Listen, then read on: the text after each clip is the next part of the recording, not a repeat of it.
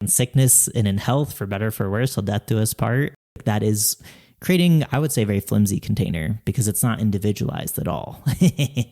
And it might not be true for you. What I actually think is more romantic than that cliche like wedding ceremony kind of container is like, what are your deal breakers? And can you agree on what those would be? So you're both having a clear indicator as to what would help the long-term health of this relationship. One agreement that my partner and I have made together is that we are focusing on spiritual growth. That's super important to both of us in our lives. It's one of the primary motivators for our entire life, like as individuals.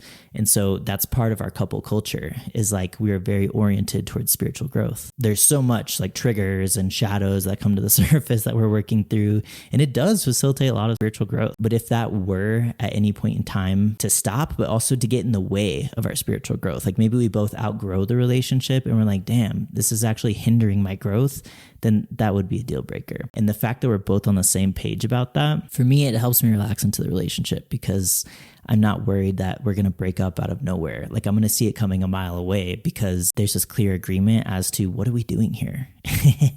And what would be an indicator that this partnership actually isn't serving its purpose anymore. And for context, we do have an intention of lifelong partnership. I don't want to break up ever, but like, we'll see. I can't actually control that. And so that's the point of what are the deal breakers. It's something to hold you in place. Because if I were unwilling to accept even the risk or the possibility of the partnership terminating at some point, even though it's not at all what I want and that's not what I'm going to feed, I might end up in a situation that's actually not for my own well-being. I might be overlooking some things, or I might be unwilling to accept that something in my life isn't serving me. And that's actually not part of my spiritual growth. Sometimes there's some things that you have to let go of. When you let go, the abundance flows.